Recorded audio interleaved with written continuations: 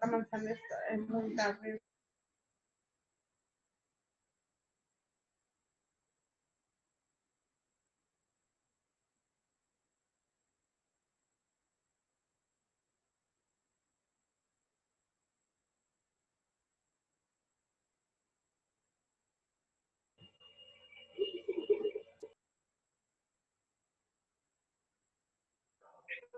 ¿Vas a responder o no?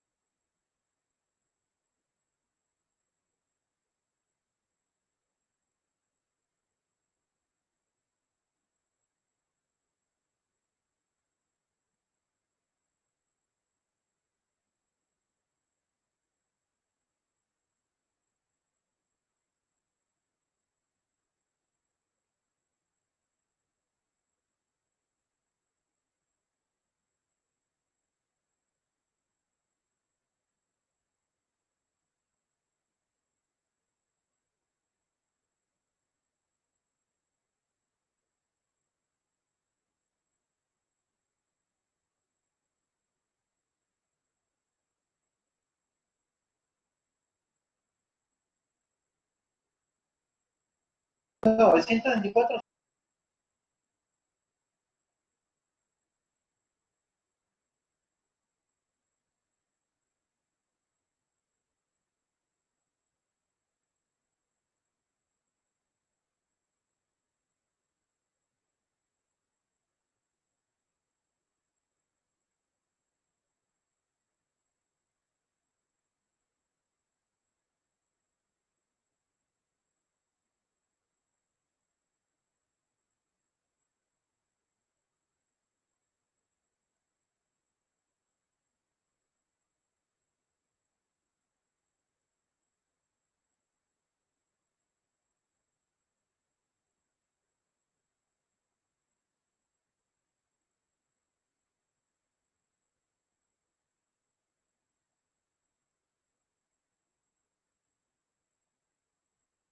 A 77.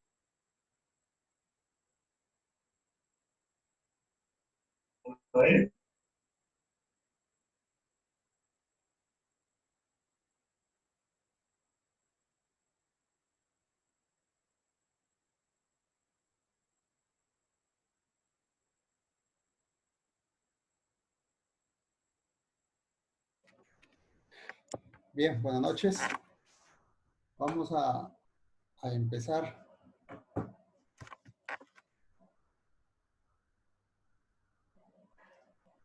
Con la disculpa del caso, parece que ha habido una duplicidad de la programación. Yo estuve en una sala y ustedes han estado en la otra sala. Pero bueno, importante que ya retomando, pues aunque con menos participantes, pero importante que estamos avanzando. Saliendo un poquito del tema y algo que a ustedes sí les interesa.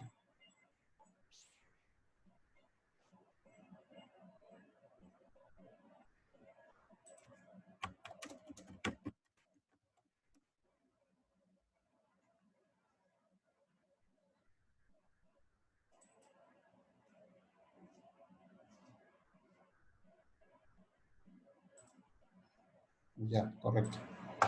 Entonces, es el tema de, ustedes ven acá en la gráfica, el tema de Podecho, ¿no? El proyecto Chira Piura todos los años hace la batimetría, ¿no? Y lógicamente uno de los grandes problemas que tenemos es el tema de la seguridad hídrica, ¿no? Recuerden que el sistema hidráulico Chira Piura abarca prácticamente el 40% del sector agrícola en la región Piura, ¿no? Por X motivos colapsara o se sedimente por hecho, definitivamente que Piura sería un caos, ¿no? Un desastre, porque tendríamos problemas en el tema del abastecimiento de agua para el sector agrícola, porque para el sector por general al menos alcanzaría para un tiempo más, ¿no? Pero el sector agrícola es un tema bien complicado. Entonces, como dije, saliendo un poquito del tema, porque veo que este es tema de interés y sobre todo que ustedes como futuros ingenieros agrícolas necesitan conocer esta parte importante de nuestro desarrollo. Y como pueden ver ahorita, el coronavirus, más conocido el COVID-19, nos está haciendo reflexionar mucho. Y ustedes se pueden dar cuenta que ¿quién es el sector más importante en estos momentos de crisis? Es definitivamente salud y agricultura, ¿no es cierto? Son los sectores que nos van a dar la vida, por lo tanto, tenemos que pensar más, de una manera más acertada las acciones que se tomen en estos aspectos, ¿no? Ahorita nosotros como ingenieros podemos estar trabajando en casa, probablemente algunos, pero un agricultor tiene que estar en la chacra cuidando las plantas, viendo las que produzcan, ¿no? Y para ello, pues necesitamos que tengan el agua suficiente para poder abastecerse, ¿no? Entonces ustedes pueden ver en esta gráfica lo que fue el volumen del reservorio de Poechos en el año 76, ¿cierto? 1976, Poechos tenía más de 800 millones de metros cúbicos, ¿no? Porque la vida útil de Poechos fue 1.000 millones de metros cúbicos. Volumen total, perdón. Y el volumen útil son más o menos 880 millones, ¿no? Lo que se podía aprovechar, porque recuerden que hay un volumen muerto, ¿no es cierto?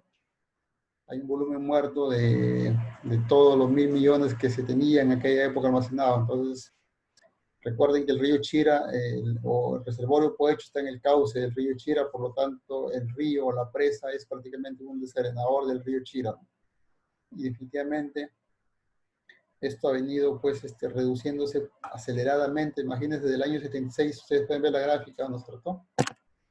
Pueden ver la gráfica cómo ha venido drásticamente reduciéndose el volumen de almacenamiento, ¿no? Ya, pueden ver cómo ha venido, ¿no? Tanto así que el año, bueno, no tengo, ¿no? Acá el 2014, ¿no? 2019 por acá, ¿no es cierto? Tenían menos de 300 millones de metros cúbicos, ¿no? Entonces, lo que he hecho aquí es una simulación, ¿no? Una proyección de volumen de almacenamiento de Poechos si es que la sedimentación se siguiera dando, ¿no? Como es lo natural que se va a seguir dando, porque no hay otra forma, simplemente es el cauce del río, ¿no? Entonces, imagínate qué pasaría, por ejemplo, al año 2030, 2040, ¿no? Poechos no tendría prácticamente agua para abastecer al sistema hidráulico Chira-Piura, ¿no? Entonces, estaríamos hablando de un problema social muy grave, ¿no? Estaríamos sin trabajo muchos agricultores y nosotros como profesionales, como ingenieros también, ¿no? Todo el sector. Es un sector dramático, sinceramente, que tenemos que mirarlo muy detalladamente, ¿no? Entonces, sin embargo, el tema del volumen que se viene perdiendo es esto, ¿no? Así como vamos bajando el volumen de almacenamiento, esta curva que va subiendo es el volumen que se va perdiendo, ¿no? O sea, cada vez, o de sedimento en este caso, ¿no? Cada año hay mayor sedimento, por lo tanto, la presa cada año pierde más capacidad, ¿no? Más lodo en la presa, menos volumen de agua útil, ¿no? Y esta curvita que está en la parte de abajo es la cantidad de sedimentos que se viene quedando en la presa, ¿no? Entonces, estos picos que ven acá es por los fenómenos del Niño, ¿no? Por ejemplo, acá el 83, ¿no? Como tantos, la parte del volumen más alto que se queda en el 98, en el 2008 por acá, en el 2017, ¿no es cierto? Y ustedes pueden ver por qué en el 83 y el 98 se quedó más lodo, porque lógicamente no se operaba probablemente, o no se tenían los fundamentos para operarlo adecuadamente, ¿no? Mientras tanto, en el 2007 para adelante, 2017, por ejemplo, los volúmenes de almacenamiento de lodo, perdón, han sido menores, ¿no? ¿Por qué? Porque ya hay unos estudios que se han hecho en laboratorio de una forma natural se puede eliminar ese volumen que viene en el río por efectos naturales. Entonces, por eso es que ustedes ven que el operador mayor en este caso tiene flujo libre en la presa en las épocas de máximas avenidas, ¿no? ¿Qué quiere decir eso? Que la presa, el agua que ingresa al reservorio simplemente se deja que siga su cauce natural al río Chira, ¿no? Entonces, por eso es que la cantidad de volumen que se queda es mucho menor comparado al del 83 y al del 97, ¿no? Entonces, ahora se controla los sedimentos a través de arrastre hidráulico, ¿no? O sea, el agua que llega, lógicamente, pasa a flujo libre, ¿no? Porque si cierra la presa, ¿qué va a pasar? Por gravedad, lógicamente, el sedimento se va a quedar, ¿no? Entonces, por eso es que ahora ustedes ven que ahora van a entender, o de repente ya lo han escuchado, por qué la gente a veces dice, el proyecto especial bota el agua en épocas de enero, febrero, marzo, ¿no? No, ¿por qué no la guarda? Dicen, es que en realidad no puede hacer eso, porque si hace eso, definitivamente que pone en riesgo la cantidad de sedimentos, ¿no? Entonces, es preferible que se esté a flujo libre para eliminar sedimentos, ¿no? Entonces, acá en la siguiente lámina lo que he hecho es una simulación, ¿no? ¿Qué va a pasar si es que no hay un buen control de sedimento, ¿no? Entonces, ustedes pueden ver la gráfica anterior cómo el volumen, la capacidad de almacenamiento ha venido cayendo significativamente, ¿no? Que es esta gráfica hasta este punto de acá, ¿no? Hasta este punto de la gráfica anterior, hasta este punto de acá. Entonces, el año pasado, ya, o este año ya está que se pone en marcha la nueva cota del reservorio, ¿no? Con el nuevo mejoramiento que han hecho ahí con el parapeto que va a permitir recuperar su capacidad de llenado en este caso. Entonces se va a recuperar un volumen de almacenamiento, pero si no hay un buen manejo, no hay un buen control de sedimentos, definitivamente en un corto tiempo vamos a tener nuevamente, vamos a llegar al mismo punto que iniciamos, ¿no? Entonces, por eso es que aquí se tiene que establecer estrategias para que el volumen de sedimentos sea mucho menor, ¿no? Entonces, de esta manera prolongamos la vida útil del reservorio para que nos garantice, pues, agua para el sector, ¿no? Y mientras eso, tenemos que ir buscando, pues, alternativas que nos permitan, generar nuevas fuentes de almacenamiento y de alguna manera, poder, garantizar la seguridad hídrica en el sistema hidráulico Chirapiura, ¿no? Definitivamente no solo basta hacer obras de almacenamiento, sino también, pues,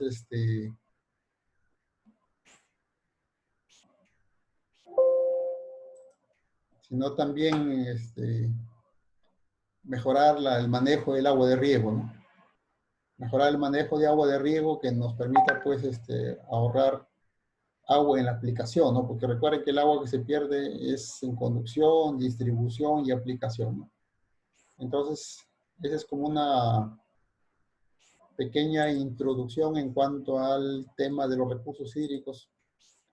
Ustedes van a ser los responsables de operar esta infraestructura que está quedando, digamos, no en buen estado, ¿no? Realmente, entonces, es un tema que preocupa y por lo tanto debemos sumar esfuerzos para que esto no colapse en un corto tiempo, ¿no? Evidentemente no va a colapsar de aquí a 2 años, probablemente en 15, 20 años, pero 15 años, 20 años es corto tiempo para nosotros comparado a la velocidad con la que estamos avanzando, ¿no? Entonces, tenemos que correr para buscar soluciones, ¿no? Alguien me recomendó una ronda de preguntas, ¿cierto? Si ustedes desean alguna pregunta, alguien tiene alguna pregunta, lo puede hacer con confianza. Si no, paso al tema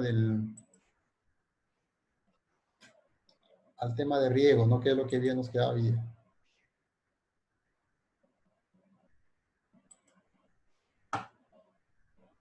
Puede ser por escrito la pregunta, si es que desean. O si no, pasamos al riego.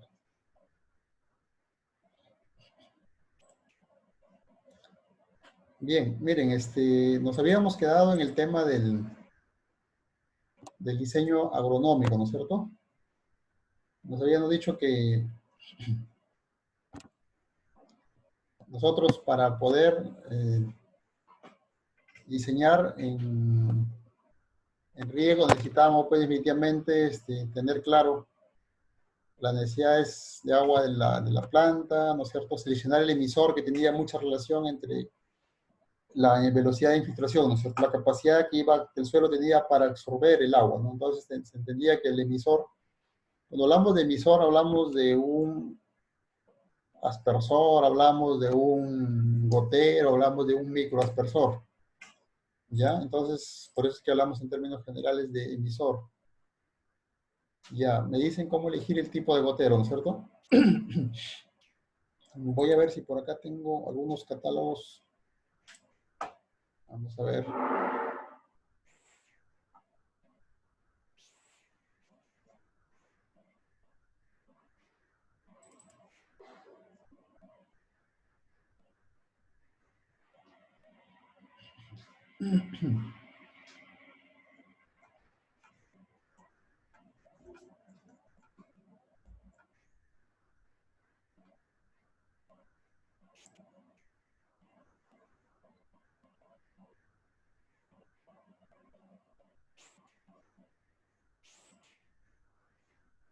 Mire, este es un catálogo que ustedes lo van a bajar de la página web, si gustan, o yo les puedo compartir, ¿no?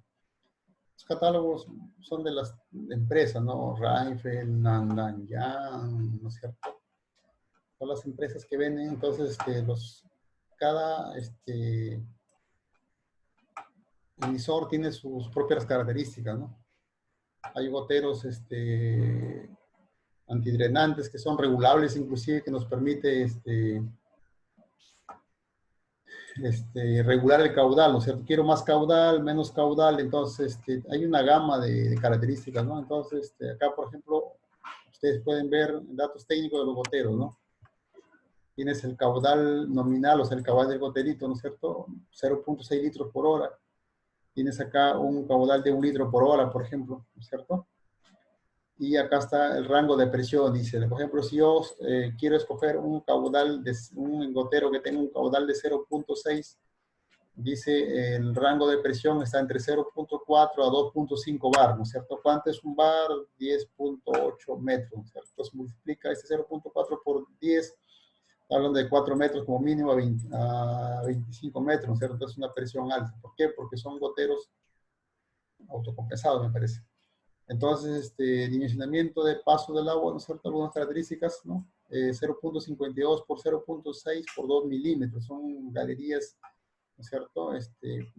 Pequeñísimas, ¿no? Un área de infiltración, imagínate, 39 milímetros. La constante es 0.6 y el exponente es para calcular la uniformidad de riego, ¿no?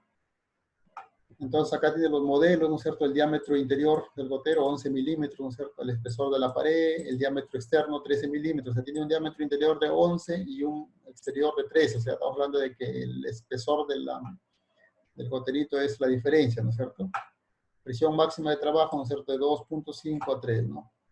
Entonces, bueno, es Netafim, por ejemplo, ¿no? Entonces, pero la pregunta iba, ¿cómo yo escojo un caudal, perdón, un emisor de un gotero de 0.6, de 1 o de 1.6, ¿no es cierto? Ustedes van a encontrar diferentes caudales. Entonces, ¿bajo qué criterio yo digo, escojo uno de 1.6, ¿no? ¿O por qué no escoger uno de 0.6? Tiene mucha relación. Una es el suelo, ¿no es cierto? Les dije que el suelo juega un papel importante. Si es un suelo arenoso, por ejemplo, yo en lo posible trato de poner estos goteritos que son de bajo caudal, porque también hay goteros de mayor caudal. Por ejemplo, hay un gotero que te da 8.4 litros por hora. No sé si por acá lo encuentro, no hay. Pero en otros catálogos vas a encontrar goteros que tienen mayor caudal. Entonces, si tiene mayor caudal, implica de que la infiltración, ¿no es cierto? La velocidad de... acá.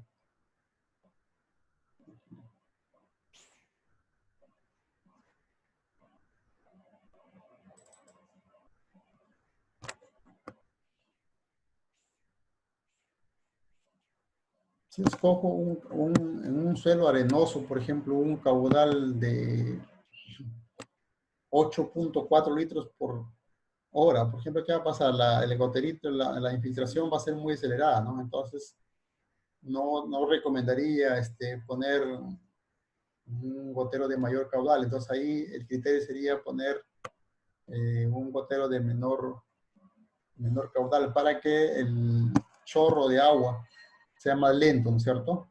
Más lento, que va cayendo el agua y por lo tanto le permite humedecer lentamente esta zona radicular que es la que me interesa, ¿no? Entonces, el determinante para decir qué tipo de emisor o de gotero, en este caso, o aspersor, igual, va a ser la relación que les mencioné en un momento, que tiene que ser el caudal del emisor, tiene que ser menor que la velocidad de infiltración. Esa es la condicionante, ¿cierto? Si el suelo acá absorbe el arenoso, pero también hay que tener cuidado en otro aspecto. Mire, que un suelo arenoso tiene bastante capacidad de absorción, pero hay que tener en cuenta que ahí la velocidad es muy alta, nuevamente. Es lo inverso de un suelo arcilloso o franco, ¿cierto? Entonces, que acá tenemos que tener en cuenta que aquí, por naturaleza, pues el humedecimiento va a ser de esta forma, ¿no? Aquí va a ser más vertical. Entonces, aquí en arenoso, pues, definitivamente voy a poner un caudal de menor, un gotero, perdón, de menor caudal. Entonces, pero de hecho que la condicionante es que el gotero tiene que botar menos agua que lo que el suelo puede absorber, ¿no? ¿Para qué? Para no producir el encharcamiento, ¿no? Lo que se busca es que no se produzca un encharcamiento del suelo. Y la otra, por ejemplo, en cultivos de frutales, por ejemplo, lo que hacemos es, si es gotero, pues poner un rabito de chancho, ¿no? Que no sea que no sean goteros en línea, ¿no? Sino en rabito chancho, que es darle la vuelta a la copa de la planta, ¿no? Entonces, todos esos criterios, por ejemplo, este lineal, ¿no? Por ejemplo, aquí es un tipo de gotero de manera lineal, ¿no? Aquí van todos los goteros cada 20 o cada 30 o cada 40 centímetros cada goterito, ¿no? ¿Por qué? Porque es un cultivo de maíz o cebolla o frijol, por ejemplo, ¿no? Ahí sí conviene que sea en línea, pero cuando es frutal, ya es rabito y chancho, ¿no? Es esta forma, ¿no? El goterito da la vuelta a la copa de la planta. O en su defecto, pues, es mejor poner microaspersión en el caso de frutales, por ejemplo, mango, limón, ¿no?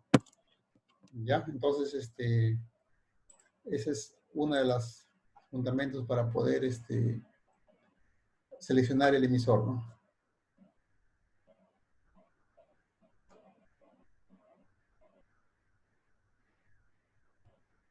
Ya, dice que si la lluvia, en este caso, es de 30 milímetros por hora, o sea, que se coloca un emisor de 8, ¿no es cierto? No, porque tu caudal, en este caso, tu emisor está botando menos agua, ¿no es cierto? Está botando 8 milímetros y el suelo tiene capacidad para absorber 30. No hay problema. El problema sería que si fuera la inversa, o sea, si el suelo puede absorber 8 milímetros y que el emisor botaría 30, ahí sí produces un encharcamiento, ¿no? Ahí sí estaríamos en problemas. O sea, más bien el problema es a la inversa. ¿Ya? Entonces, en este caso no tendríamos problemas en el tema de riego, ¿no? Ahora, el tiempo es el otro aspecto que manejamos, ¿no? Yo puedo poner un gotero que bote poca agua, eso implica que voy a regar más tiempo, ¿no?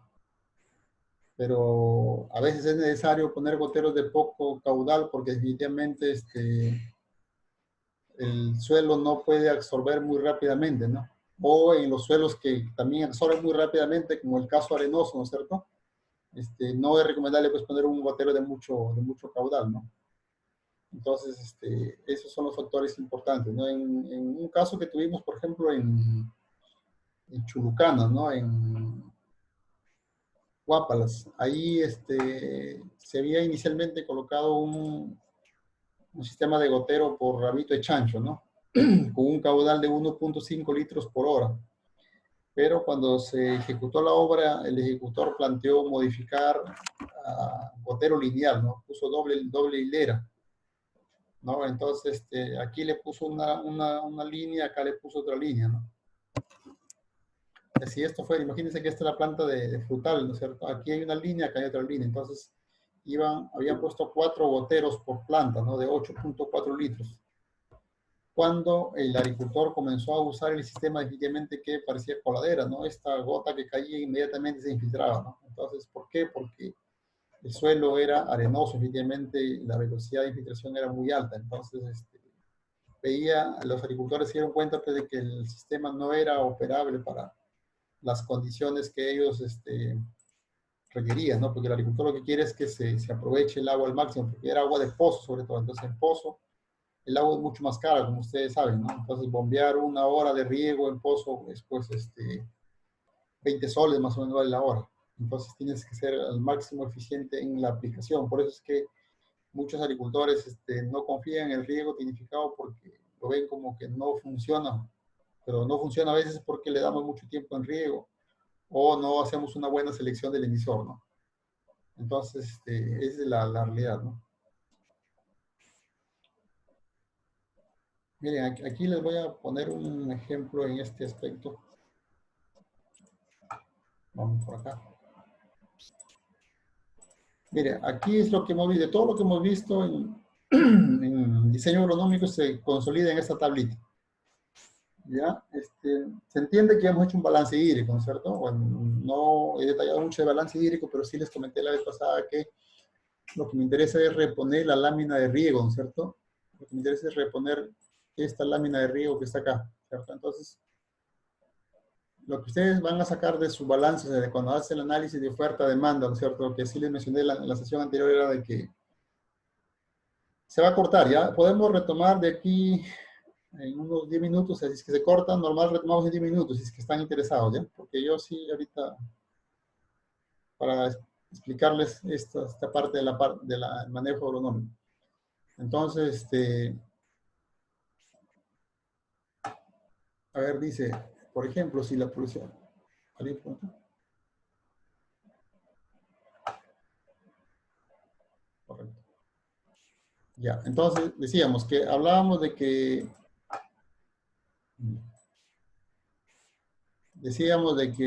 habíamos determinado en el anterior que teníamos que determinar la densidad de agua de la planta, ¿no es cierto? Ya teníamos que la planta, en este caso, cuando la determinamos por datos climáticos, ¿no es cierto? ¿Qué datos necesitábamos? Temperatura máxima, horas del sol, velocidad del viento, ¿no es cierto? Y eso lo calculábamos en CROWA, ¿no es cierto? No les he explicado CROWA porque CROWA demora un poquito para, digamos, unos 40 minutos para explicar ese programita, ¿no? Entonces, este dato sale del balance hídrico, ¿no? Esta evapotranspiración máxima que es 100 milímetros por día. Entonces, lo que yo voy a reponer a la planta es lo que pierde en el día anterior. O sea, hoy día voy a regar lo que la planta perdió ayer. Entonces, estos 4.75 milímetros es lo que pierde por hectárea, ¿no? Entonces, yo voy a reponer eso. Entonces, el tiempo máximo, este dato también les dije que depende mucho de las condiciones, lo que es diferente al tiempo que le dan de agua al usuario. Esto ya es otro análisis. Aquí estamos analizando ya el tiempo que yo requiero para regar, porque este proyectito que estamos analizando es de 12.88 hectáreas, ¿no? Que es un pequeño proyecto, ¿no? Entonces, recuerden que también de ese dato sacábamos, del balance sacábamos los KC, ¿no es cierto? Que salía, lógicamente, sacábamos del manual de la FAO, si es que gustan, ¿no? Si hay un proyecto que tiene datos, ya pues, sacamos de ahí, nos sacamos siempre el KC máximo. Les dije que el análisis se hace mes por mes, o sea, cuando hacemos un análisis de demanda, oferta-demanda, lo analizamos de manera mensual, ¿no? Porque recuerden que el periodo vegetativo es variable, o sea, una cosa es cuando la planta en el primer mes, segundo mes, tercer mes, entonces la demanda no es constante. Pero para efectos de cálculo siempre tomamos el máximo. Pues nosotros si es que es un cultivo permanente, de los 12 meses sacamos el ETO máximo, ¿no? Si es un cultivo transitorio que tiene, por ejemplo, 3 o 4 meses, igual sacamos el ETO máximo. Igual el KC, sacamos siempre el KC máximo, ¿no?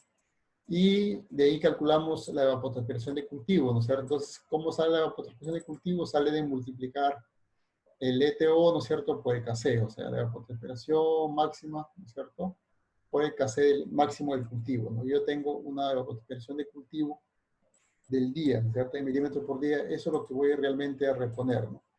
Pero esa es lo que la planta, lo que el cultivo requiere a nivel de, ya en la planta, para la redundancia. O sea, ahí esa agua es la que voy a necesitar ya en la parcela. Pero recuerden que hay una pérdida, ¿no es cierto? Hay una pérdida, porque siempre hay pérdidas por distribución, ¿no es cierto? Entonces, aquí yo le voy a adicionar esa pérdida, ¿no? Esa pérdida, en este caso, esta eficiencia que habla acá, depende mucho del sistema de riego, ¿no? Si yo tengo un riego por goteo, definitivamente mi eficiencia acá va a ser 0.9, pero en este caso estoy hablando de un riego por aspersión, porque estamos diseñando para un cultivo de banano, ¿no? Entonces, estamos poniendo acá una eficiencia de 0.7, ¿no?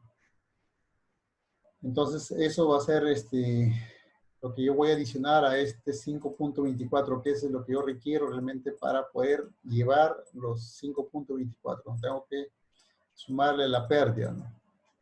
Ahora, otro dato importante que es el distanciamiento. Yo hablaba acá recuerden que aquí hablábamos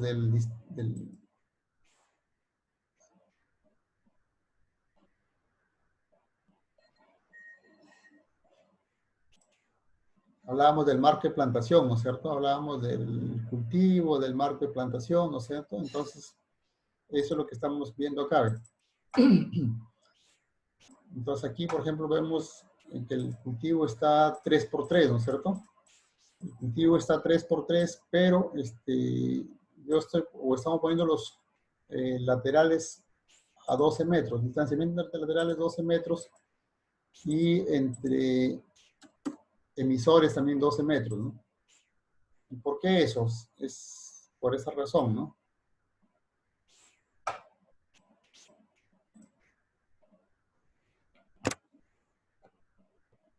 Aquí, por ejemplo, significa que el banano aquí va a estar cada 3 metros, ¿cierto? Aquí va a haber una planta, una planta, una planta, y aquí el aspersor va a estar cada 12 metros, ¿no? Eso es lo que estoy diciendo ahí en esa hojita de cálculo. Pero las plantas están cada 3 metros. Entonces, ¿por qué voy a poner cada 12 metros, no? Porque cuando ustedes van, así como les mostré un catálogo de los goteritos, ¿no es cierto? Los goteros, también van a encontrar un catálogo de aspersores, ¿no? Entonces, cuando ustedes van al aspersor, van a encontrar también especificación técnica, ¿no? Por ejemplo, ¿qué va a encontrar? El modelo del aspersor, la altura del chorro, va a encontrar el ángulo de la salida, el radio, ¿no es cierto? Acá van a encontrar el radio de humedecimiento, ¿no? Entonces, ese datito nos va a servir para decir, este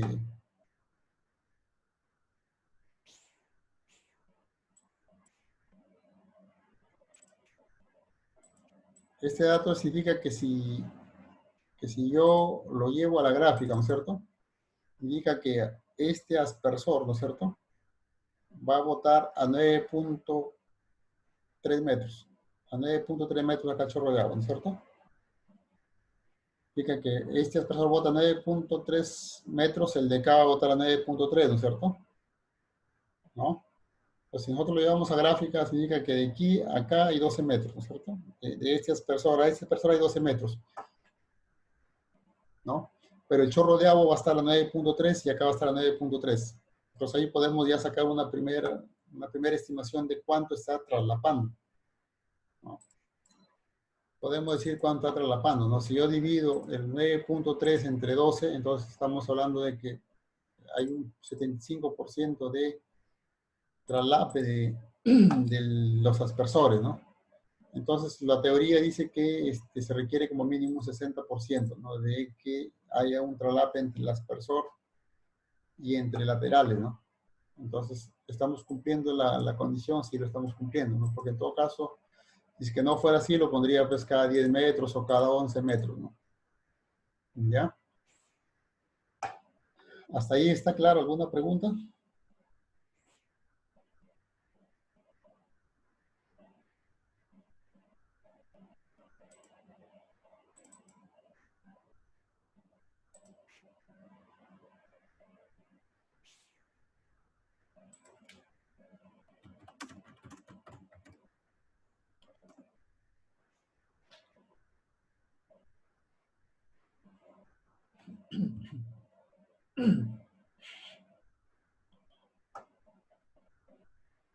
Ya, entonces,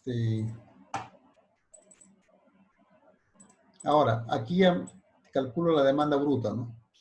La demanda bruta que es igual a la evapotranspiración del cultivo, la que habíamos calculado, ¿no es cierto? En día, entre la eficiencia, ¿no? Entonces significa que nosotros tenemos que aplicar al sistema no 5.24, sino 7.48 milímetros por día. Eso es lo que voy a reponer para este proyecto, ¿no? Y